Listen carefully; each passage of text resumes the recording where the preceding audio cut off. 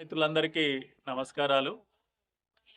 ఈరోజు దేశవ్యాప్తంగా వివిధ రైల్వేలకు సంబంధించి స్టేషన్లలో అభివృద్ధి పనులు కావచ్చు, లేదా అండర్ పాస్లు కావచ్చు, ఫ్లైఓవర్లు కావచ్చు, ఇవన్నీ కూడా 1500 పైచిలకు ఒకేసారి ఒకే రోజు కొన్నేమో పూర్తయినవి ప్రారంభోత్సవం చేయటం, కొన్నిటికేమో పనులు ప్రారంభించడానికి శంకుస్థాపన చేయడం అనేది నేను ఇన్విటేషన్లో చూశాను.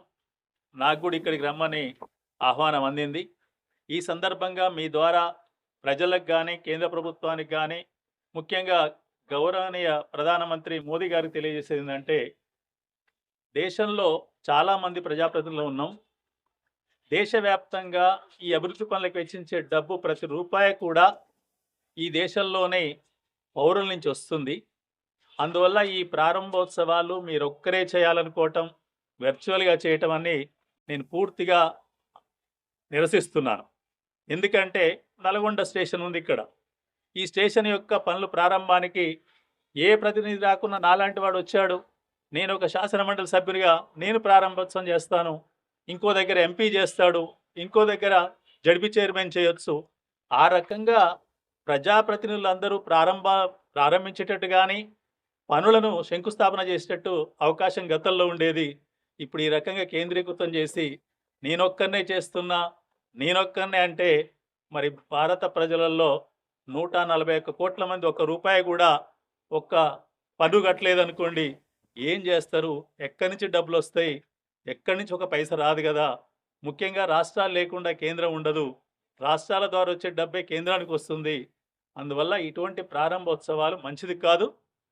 ఎక్కడి ప్రారంభోత్సవం అక్కడ ప్రజాప్రతినిధుల చేత చేయించాలని చెప్పి, ఇటువంటి విధానాన్ని మానుకోవాలని చెప్పి నేను నల్గొండ రైల్వే స్టేషన్ నుంచి అందరు ప్రజలకు మరియు ముఖ్యంగా మోదీ గారికి విజ్ఞప్తి చేస్తున్నా. ఇది మంచి పద్ధతి కాదని తెలియజేస్తున్నా.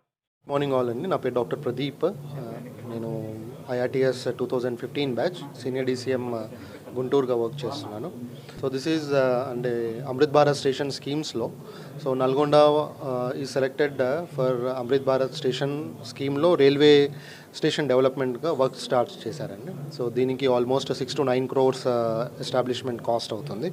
సో దీంట్లో ముఖ్యంగా స్టేషన్లో ఎంటర్ అయ్యేటప్పుడు station circulating area first, and second thing is regarding లోపలికి వచ్చిన తర్వాత escalator and FOBs and lift platform 1లో ఒకటి, ప్లాట్ఫామ్ 2లో ఒకటి, అండ్ దివ్యాంగ్ వాళ్ళకి సపరేట్ టాయిలెట్ ఫెసిలిటీస్ అండ్ వాళ్ళు వాక్ చేయడానికి ramps and wheelchair facilities, and ముఖ్యంగా మొత్తం స్టేషన్ రీడెవలప్మెంట్ ప్లాన్ చేస్తాం. దానికి స్టార్ట్ చేయడానికి ఈ station redevelopment and Amrit Bharat స్కీమ్లో ఈరోజు this foundation and dedication to the station to the Nalgonda పీపుల్కి డెడికేట్ చేస్తున్నారండి.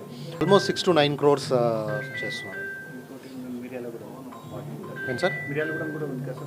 మిర్యాలగూడ అంటే ఆల్మోస్ట్ అంటే మన ఏపీలో దగ్గర ఒక 30 స్టేషన్ల దాకా 30 నుంచి 40 స్టేషన్లు సెలెక్ట్ చేశారు.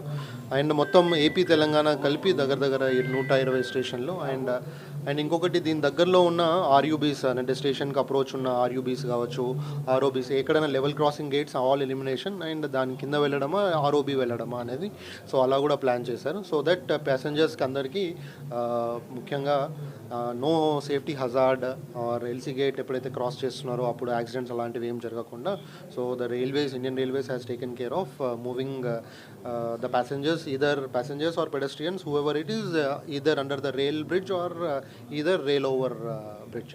So this is accordingly and ఇక్కడ నల్గొండ స్టేషన్లో ఈ డెవలప్మెంట్.